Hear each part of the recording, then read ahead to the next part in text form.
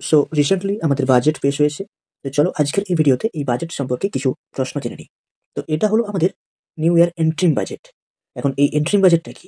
এটা আমাদের পুরো ফাইন্যান্সিয়াল বাজেট কিন্তু নয়। যতদিন না পর্যন্ত ইলেকশন হচ্ছে ততদিন এই বাজেট লাগু থাকবে।